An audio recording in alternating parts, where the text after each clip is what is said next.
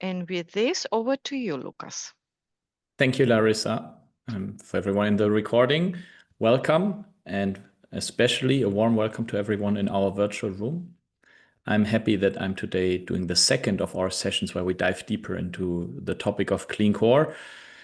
As you've seen here, or as you see here on the screen, we had a session last week on October 7th, where my colleagues dived into Clean Core in general, what's the idea behind the concept.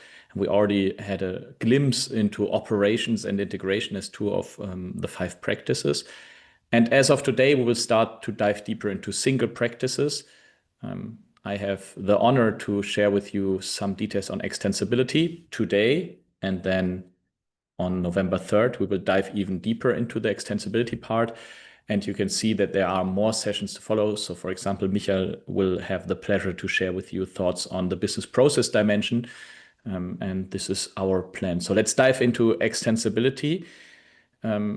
What's the idea behind and what are the changes? As we are now today on October 14th, there have been quite some changes in the last few months. I want to give you the possibility to understand what has changed and also where to find some information to understand what are then KPIs and governance, where I already right now want to say KPIs and governance will be a focus topic and how to use them of our next deep dive session. Because for today, the idea is that we say, okay, what's Clean Core extensibility? And there are some basics we need to talk about.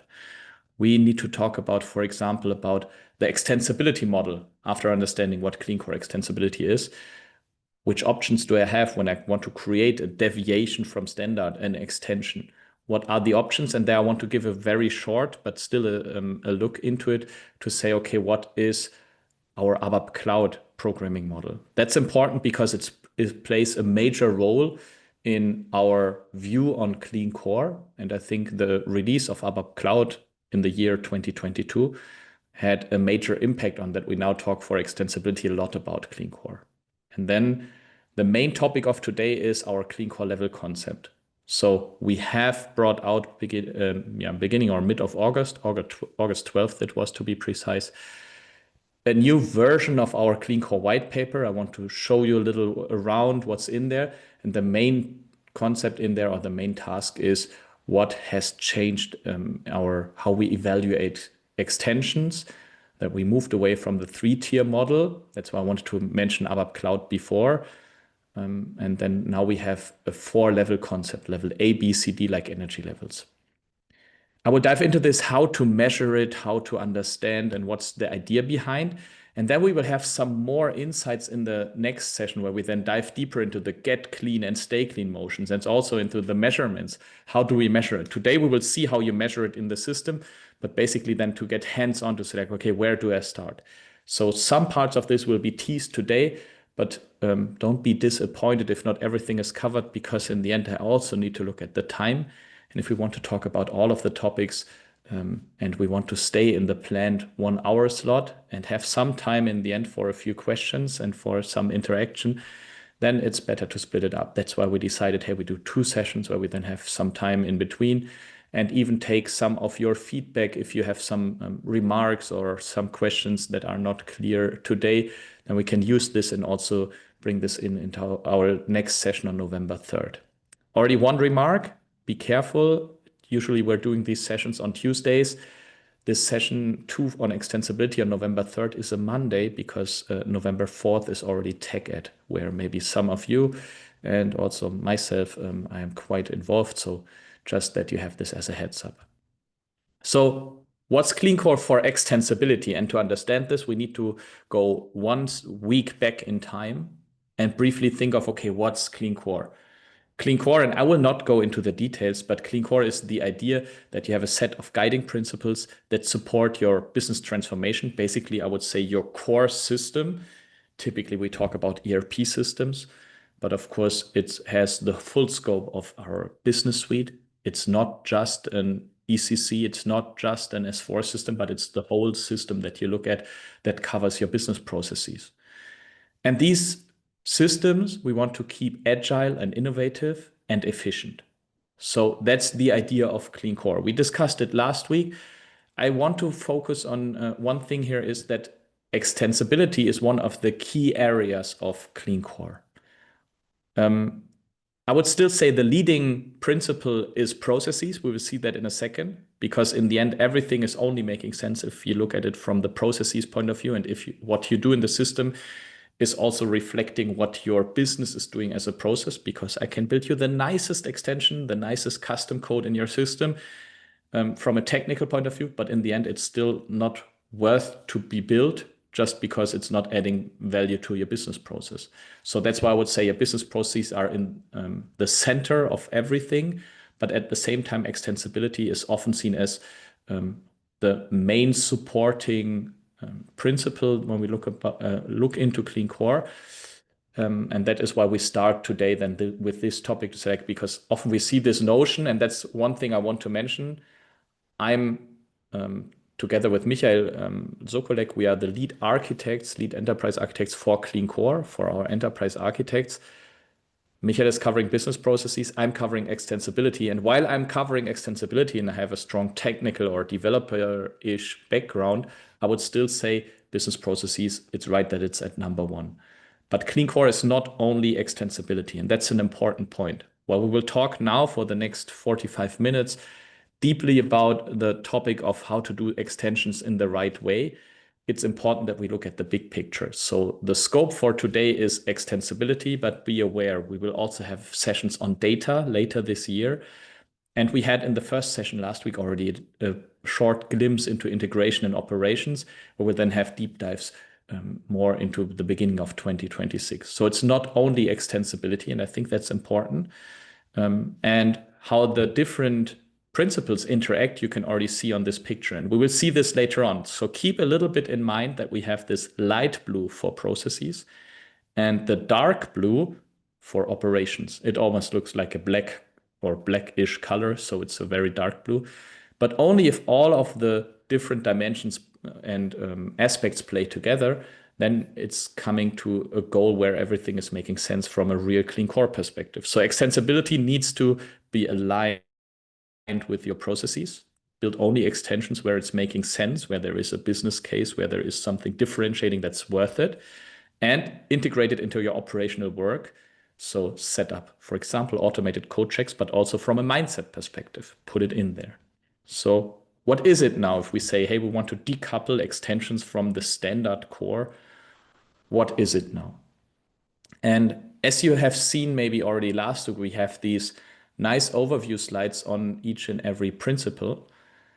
And this is the one for extensibility. Just on the meta level, we have the what is it, why should we do it, and then we have the central picture. And this picture will stay with us now for quite some time.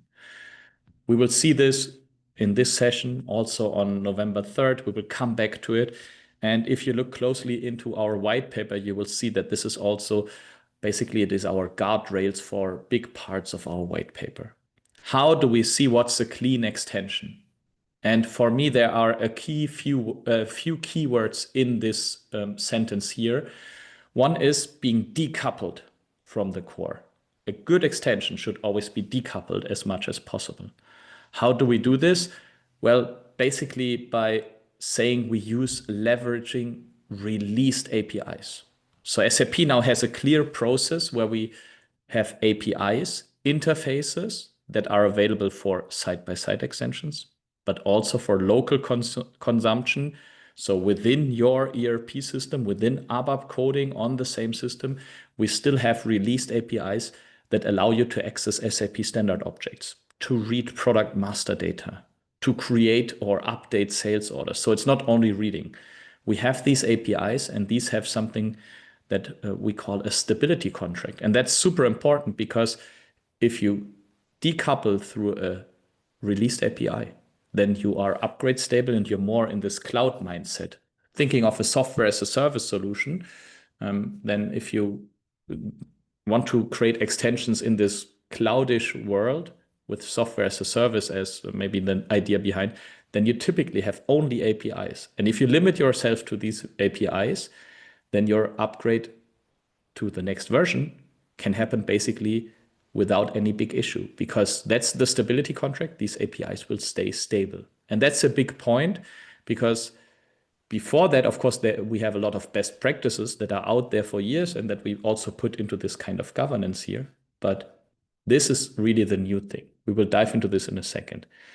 To get there and to identify the best available option for your use case, it's important and it's mandatory to have governance. That's why governance is in the center part here. I would even say it's like continuous governance is key here. From the request, and now I mentioned, remember the colors, we need to talk about the process dimension.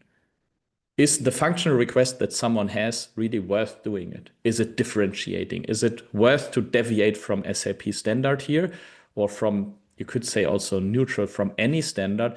Because everything you build your own is basically a liability. You need to look at that. You have to maintain it. You have, with every new version of any component involved, you need to check, is it still working? And if we think of, for example, security issues, then you need to check. Maybe some of you still know we had the Log4j incident a few years back. So whenever you use something on your own, when you create some code on your own, you need to maintain it. So it is basically a liability. And then you need to identify, is it really worth it? Of course, if the liability is to create a bit of code, even some not decoupled, not very clean code, but the value is 1 million a year that you can save based on an automation, it's fine to do it. But this should be the first step. And then we need to have a deeper look into how to find the right implementation. First, architecture to do the right plan, and then also implementation to support the developer, to upskill, but also to set some boundaries maybe, or to push that the nice things we put into our extension architecture are also realized in the right way. And then we have, coming back to the colors, the dark blue part here, extension deployment. That's our last line of defense. Before something is, speaking in ERP and ABAP language, before something is transported into production, we need to make sure that this code is clean, or at least governed to be as clean as possible. All of this, when we do something, we do architecture, implementation work, deployment work, this can happen on stack with ABAP Cloud or side by side with BTP. Why do we want to go for this? Because basically what we saw is we saw the opposite quite often. We have systems that are customized and full of custom code with hundreds of thousands of custom code objects that are now fitting well to the one part of your company. But at the same time, sometimes you're feeling like I'm getting stuck here. So I'm not able to upgrade and consume any innovation that's coming in standard. Now thinking of, for example, AI cannot be consumed. So let's dive then one level deeper to also understand what does it mean to choose from the full extensibility spectrum on stack or side by side. So let's dive a little bit into this. How do we achieve this?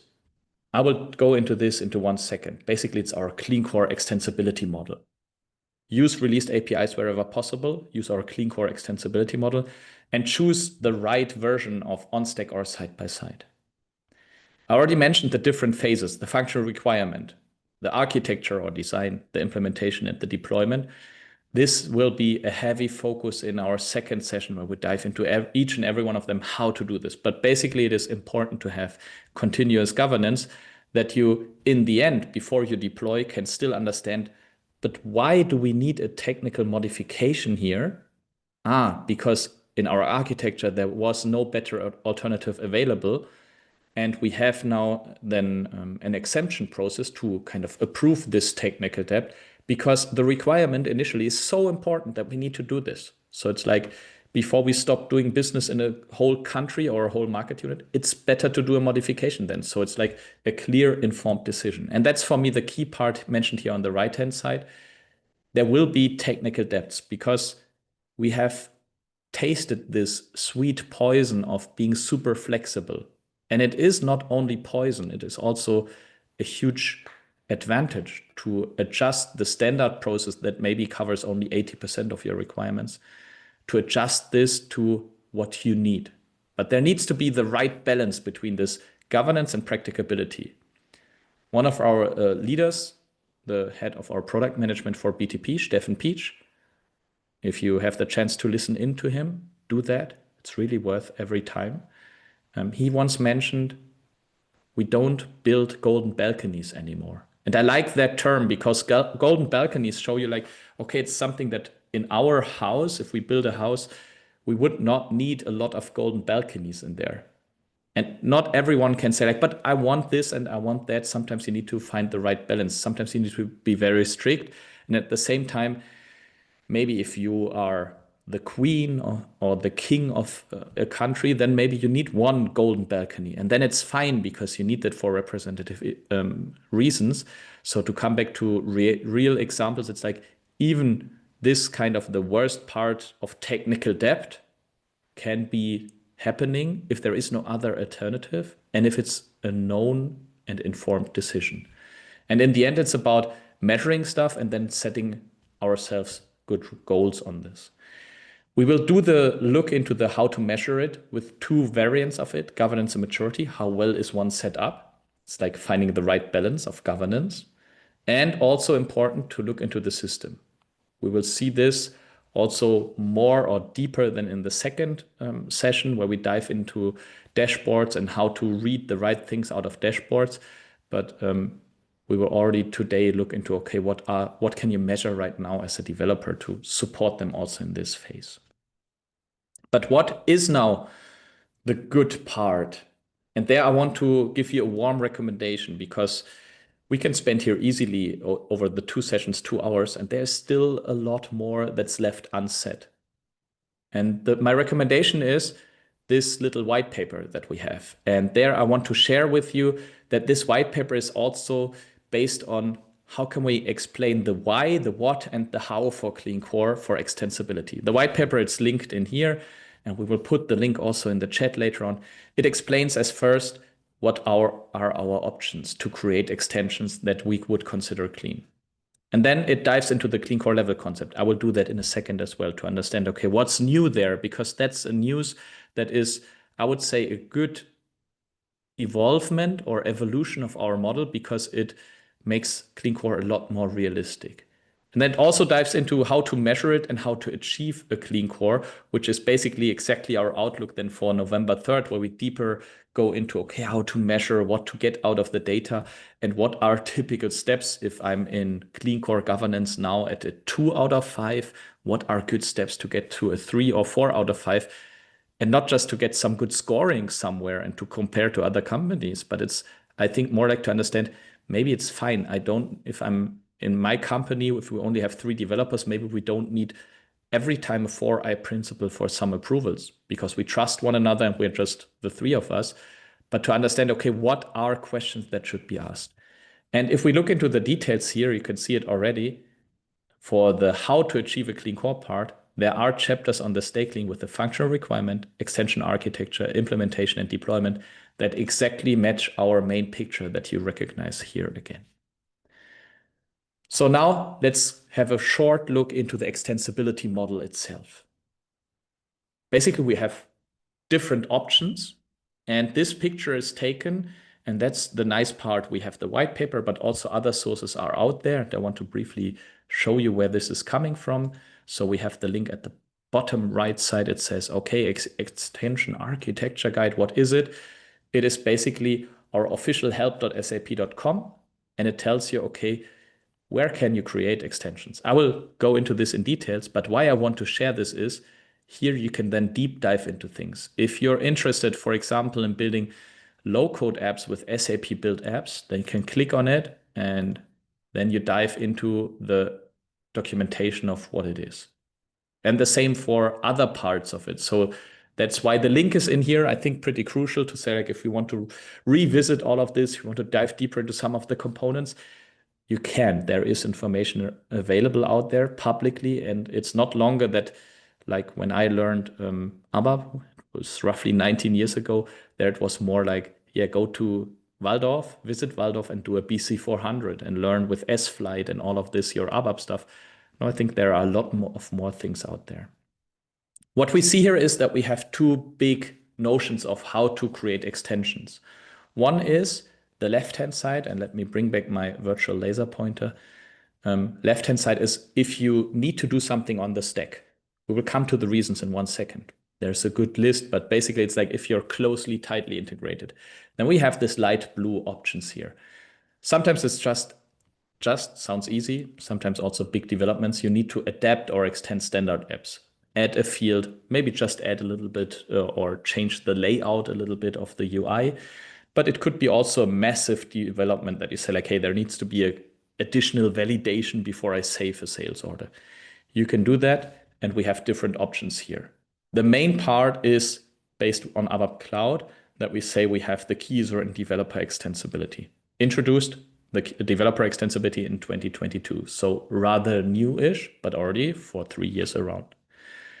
These work on released SAP extension points and released SAP local APIs. By this, we have this idea like in cloud or SaaS world, released objects only. If you limit yourself to this, then your S4 stack can upgrade and your extension will continue to run.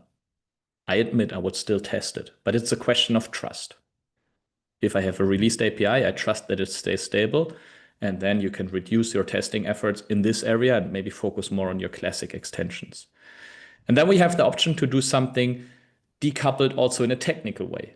This is, of course, a recommended way to do things, not always possible, but if you can do it, decouple also technically. By then, you need to have then some remote APIs. So not local APIs for the consumption in ABAP, but remote APIs. Typically, we talk about REST interfaces, so OData, for example, or it could be SOAP.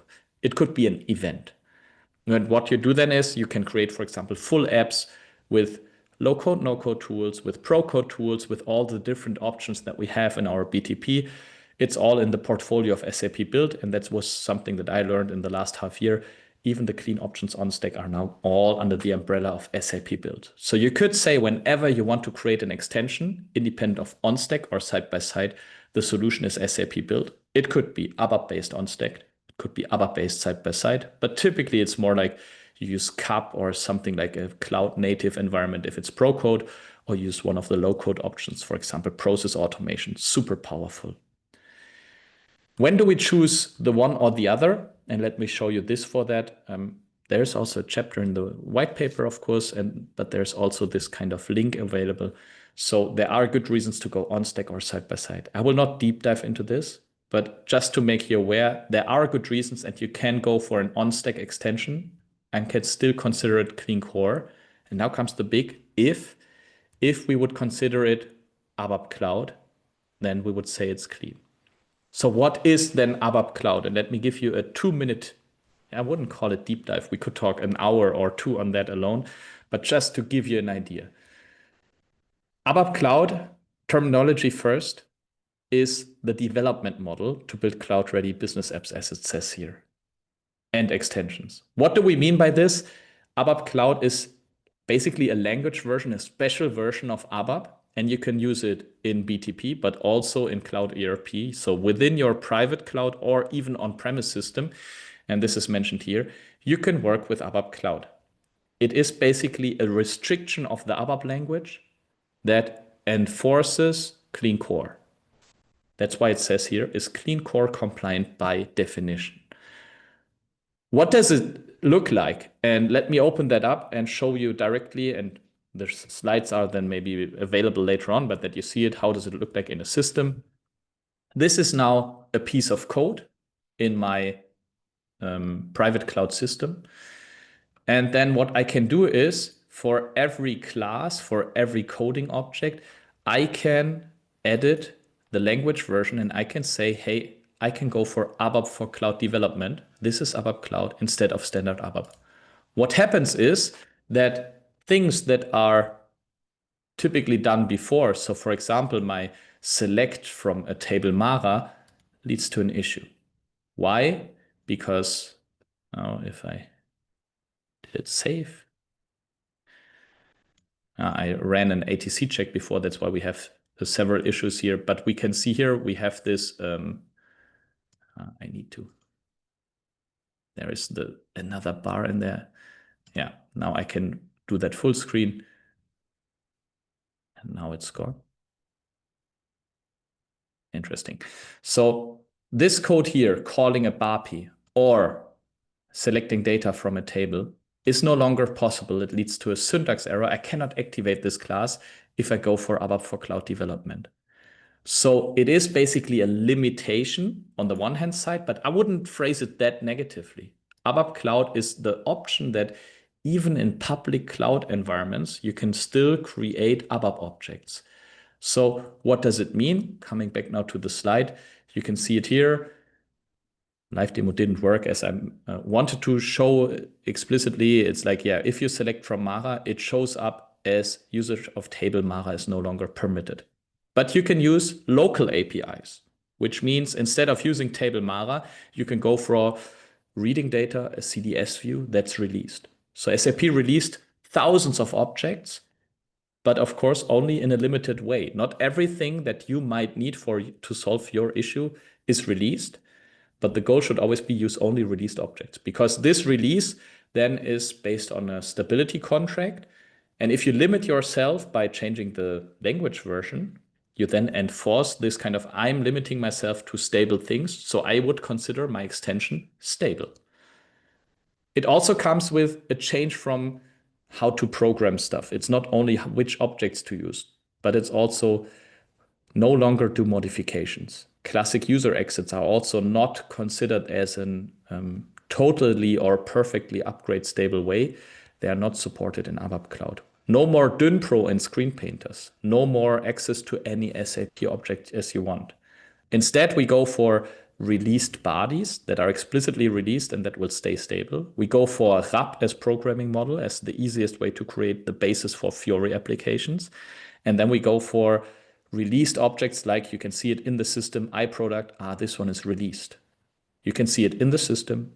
We will see it later on. You can see it also on api.sap.com, and you can see it in the cloudification repository. So there are different options available, how to identify this, but in the end, it's about this flag here. Can I use it in my cloud development, so in my ABAP cloud world? As mentioned, you can change it, and by changing the language version, you then mandatorily need to use released objects. So every usage of any data element, function module, class, SAP table that's not released will lead to an error. And this is basically what we saw before, that we say, hey, by using the language version, you then have real errors.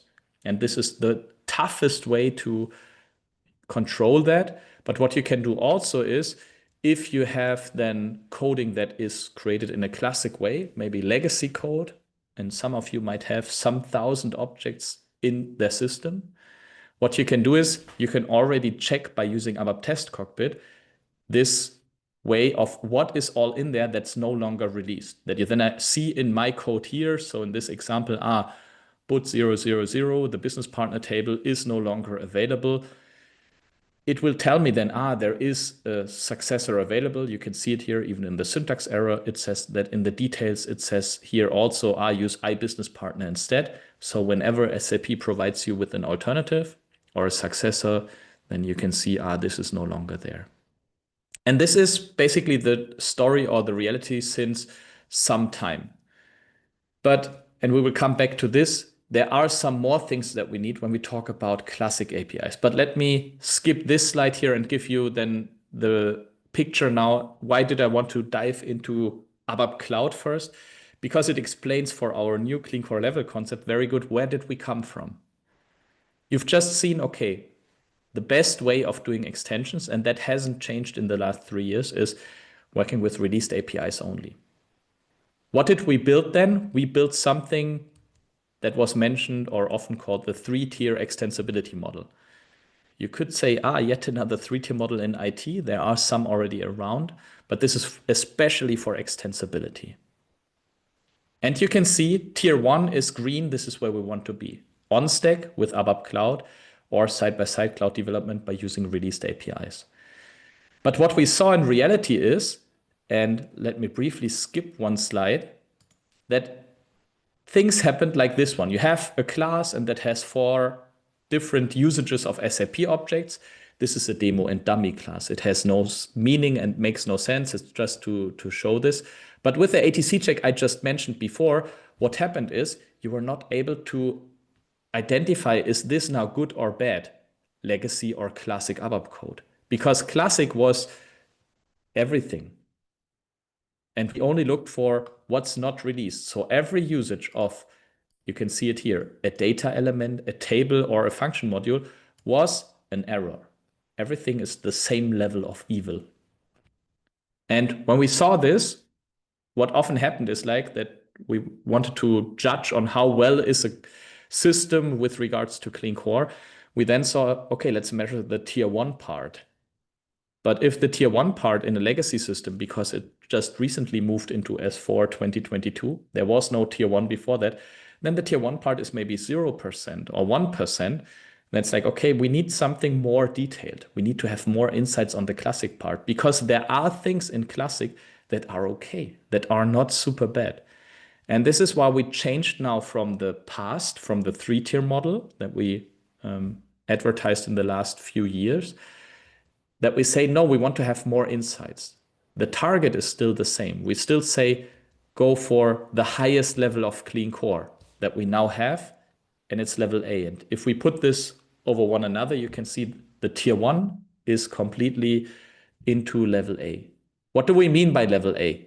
This means the highest level of clean core. We took there the idea that you might already know from energy labels, where your dishwasher or your fridge has something like, is it very good or very bad with regards to energy consumption? We say, hey, we look now at code extensions. How well are they with regards to clean core?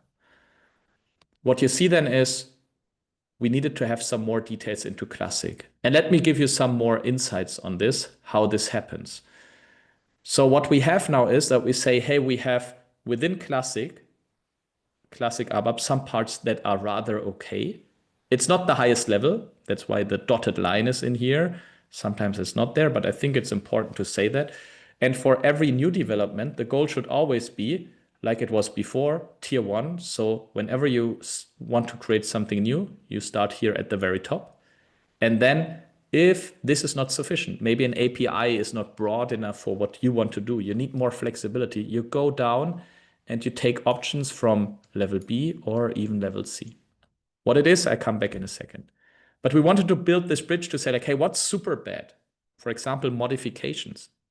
We want to avoid them whenever possible. Looking now at the big number of classic code that is out there, we wanted to introduce something to say, like, hey, this is, if you are here, this is your prior one. This is something you should clean up and you should move it up, maybe to level C, to level B, or completely rethink it into level A.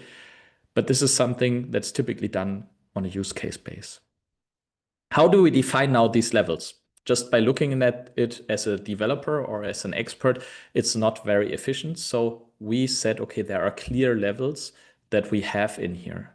One is whenever you use only released objects, and let me bring back the laser pointer, then your extension is considered as a level A. So if everything is released, you can find them on our business accelerator hub or in the system with the released flag, it's fine. Doesn't matter if it's on stack or side by side, same level of clean coreness. So if someone tells you, go for BTP, otherwise it's not clean core, you can now respond, no, that's not true. But we introduced also for classic a list of good and bad things. And this list is basically available in our cloudification repository.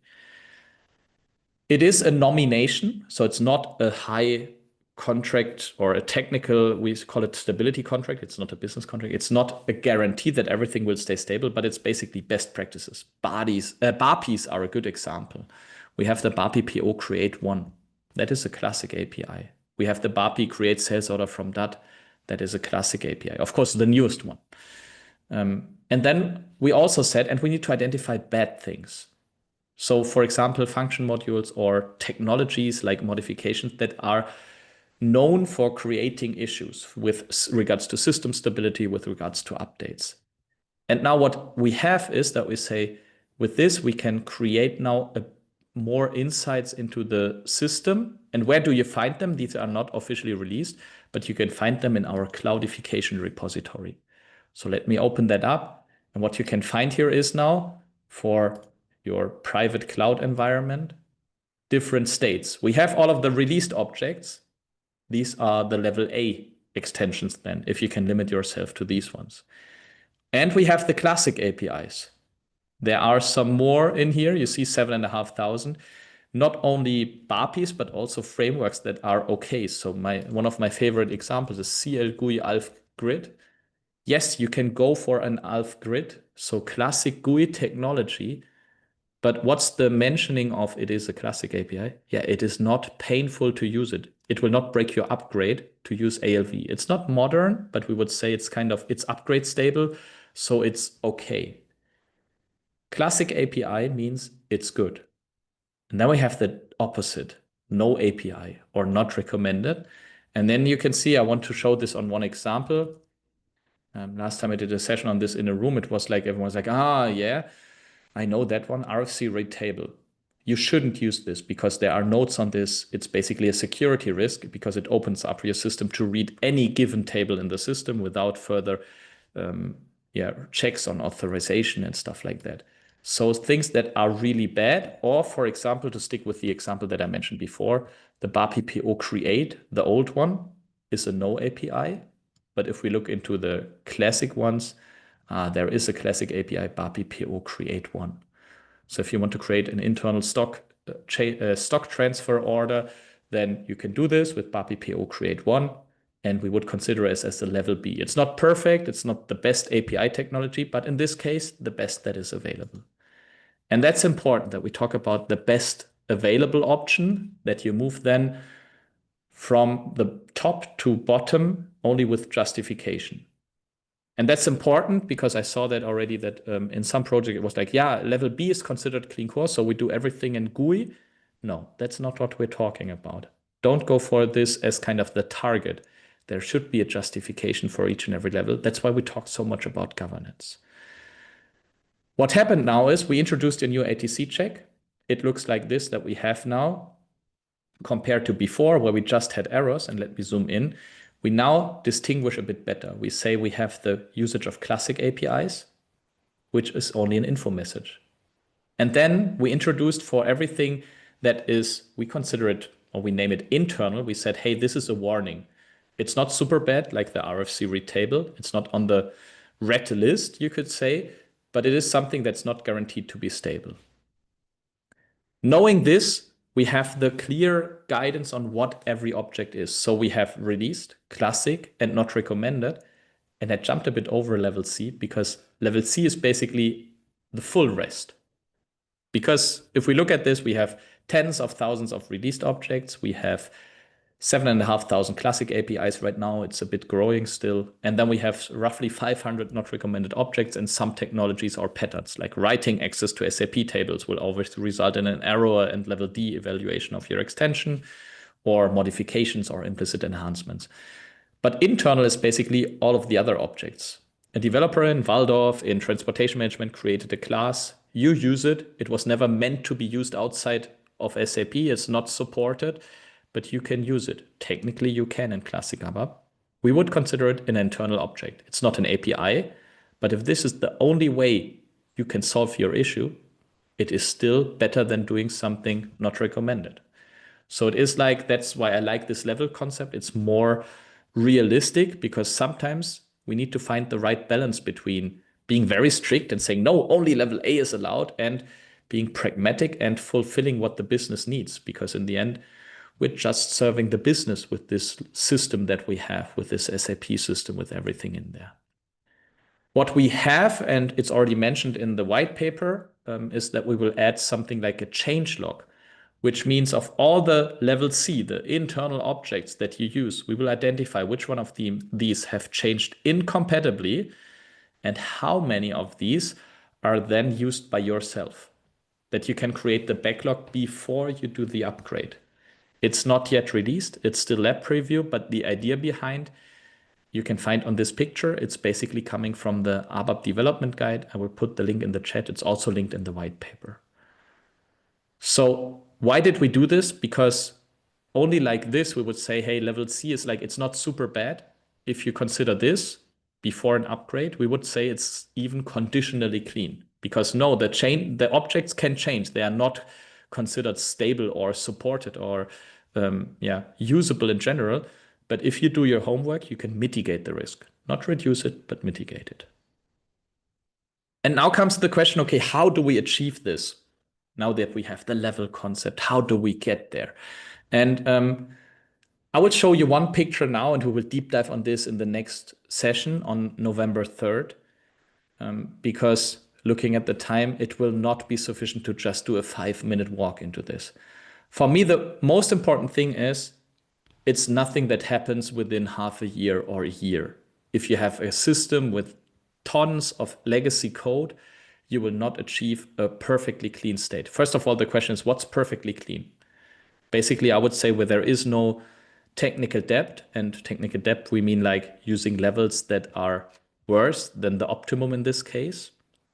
But what is then technical debt? Sometimes it can be that for your exact requirement that's super important for your business, you need to do a modification. It's the only option. There is no extension point pre-thought by SAP, then you need to do this. If there is a justification, I would say it's okay.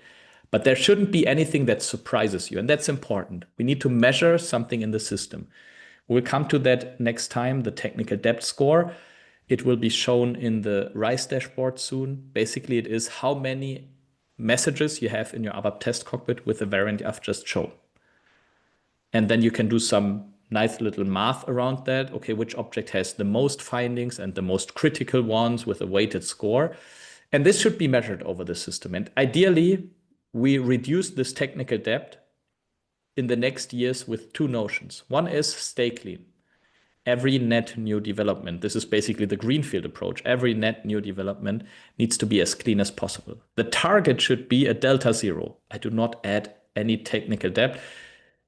We added here a little important word, any unnecessary technical debt. Don't do a modification if you can do a body implementation. It's something known for years or even decades.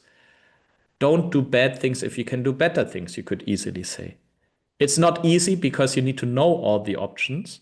So you need to think of governance, of guidelines for your developers, for your architects, of enhancing the knowledge. Is everyone aware what good looks like, of what we have as options in BTP, in RAP, stuff like that? The second notion that we see is, because if we end like this, we just end on the same level, we need to think about get clean. And their measuring, I think, is even more important. Where are areas where we have a surprisingly high amount of technical debt? Can we reduce it? My expectation on this is this will happen use case based. And at the same time, it might make sense to do some general goals to say like, hey, in general, I want to reduce my technical debt score, my findings in ATC for clean core, maybe by 10% next year. Maybe the first year it's easier because you find a lot of false positives or easy ones. Then you can maybe say like, hey, 20%, but then you need to have that backup, because if you set goals on this, it also means you give your developers the chance to do so. With this means you need to spend some budget on improving things on existing code. Is it really worth it then? Without any goals on this, nothing will improve. But why should you do so? Basically, the impact is the same. If we look in some years in the future, the difference between the technical debt of being here at the top, here in the middle, or here at the bottom is massive. And there is a direct connection between technical debt in your system and the effort in every upgrade. So this is why we would consider need to follow both of these paths. What are typical actions? We will dive into this in the next session more in detail. And we have, let me bring them all in, tasks in this green turquoise style at the bottom. Now my slide is no longer working. There it is. You can see here during a conversion, they have some bonus options. If you have anyway functional changes, you need to develop something new anyways, that it's your chance to do it in a clean way. Reduce your scope based on the conversion. And whenever you have big, large chunks of technical changes, then use it to already clean up. Maybe because it will be tested anyway, maybe instead of adjusting 4 lines of code to do some minor changes with order by and stuff like that, maybe you can also change from selecting from Mara to iProduct. But this needs to be like the goals that can be set. This needs to be introduced as a goal from a project or a program or on a high level. And then we have these tasks that are general tasks. For Get Clean, I would say set up goals is making sense, and introducing the Boy Scout principle, which is basically leave the camp cleaner than you found it. And of course, for us, it's not the camp, but the code. Whenever you need to touch code as a developer, someone gives you also the flexibility to do reasonable changes. Not rewriting everything, not moving from ALV to Fiori every time, but if it's like, if we anyway have to do a major change, then maybe we can do it cleaner. And at the same time, for the stay clean part, we need to adjust the governance and also upskill the developers. Because if you do not know anything about ABAP Cloud, about RAP, about Fiori, you will not get there. So it's about measuring, and it's about connecting then governance to what you measure, because in the end, it can be that in 1 year you create new technical debt, but all of that was necessary. So I think that's why this is rather important to have these two notions of stay clean with the 4 steps mentioned below, and get clean with like how to do housekeeping, monitoring, what are really goals that you can move into. We will dive deeper into this in our next session in roughly 3 weeks of time on November 3rd. With this, I want to point out one thing because I already mentioned it, and it was mentioned in the last session already. I'm often asked, because I do this extensibility stuff quite a lot, okay, even internally managers or account executives ask me, okay, how clean is my customer? How clean is my system? Maybe IT owners ask, and it's like, well, that's a good question. What do you want to hear? And there are 2 main answers to this that we will dive into. And then you can see it with the get clean and stay clean notion. Basically, one is how well are you set up? Is your governance and maturity set up, or is your governance in a state of maturity where we say, like, we need to assess this? Do you have the right tools in place? Do you have the right governance structures in place? Do you have knowledge in place to get and stay clean? So this is more a soft scoring. We will dive into this next time. We will see it. We have different, we call them practices, where we ask questions, where we say, like, hey, what about your development guidelines? Do you have something like for your architects, also some guidance that it's not like you ask Lukas, it's always ABAP, you ask another colleague, it's always BTP, that you have something reliable there. Is this really set up in a structured and professional way? And then maybe you can improve on that. Speaking in our tools and our paths and support, this is where RISE methodology with the Q gates is also there. And this is currently also in the making, that we enhance the Q gates to get some more questions in there, because this governance maturity assessment is something we developed during this year, and it's out there publicly. It's a separate slide deck. And then you also need to measure in the system, because you can have the best things written down on paper. If in the end the number of modification goes up and you have no explanation for this, you need to look into it. So KPIs are super crucial. At the same time, I can paint the picture the other way around. Your number of modification goes up, but everything's fine because you are aware of this. It's all informed decisions, and all of the 5 new modifications were done, even with maybe confirmation from your SAP product experts saying, like, yeah, there is no better way to do this, then maybe it's fine. So that you identify the right things in your system. And there we will have next time the pleasure that we can talk then about the RISE with SAP methodology dashboard, because right now it shows only level A objects and modifications. End of October, we will have a big release there that we also see the clean core levels that you can see for my system. I have maybe 5% in level A, 20% in level B. And this is, of course, something that is then making sense to get clean. So this was like, okay, the level concept and basically, yeah, the basics. We mentioned in our teaser text, this is the common vocabulary. Next time, we will then talk about the get clean and stay clean. We will dive deeper into the how to measure it and then how to create insights out of that to say, okay, how can I start something in the direction of clean core? With this, my 45 minutes that I planned are over, even a bit more. It was more than more close to 50 minutes, but we still have 5 minutes. So I'd like to say thank you. I will stop sharing right now, and I will look into the chat if there are some questions open and what is mentioned there. So in the Q&A, I only see one, but there are some comments. I had you, Lucas, maybe, because sometimes it's hard. The question was with regard to build when we announced the name. I need just to find it myself a little bit up. Scrolling. We were talking about what falls under build. Since, okay, it was from Norbert. So since when has the term SAP build also been used for on-stack extensions? When was that particular day? I learned it in beginning or mid of this year. So it's rather new for me. Maybe it was around for longer, but with my technician background, and I think it changed a bit, but I don't like changing everything every time, but I admit this is making sense to say like, okay, all clean on-stack extensions are done with SAP build because we built something. Yeah. And then there's two last question, but last in the list from Louis. No, there was one comment for SAP objects that are not clean. It's 253. You can see it in the list. Not clean, but yeah. 253. Do you have documentation indicating which objects you place it? Yeah. Yeah.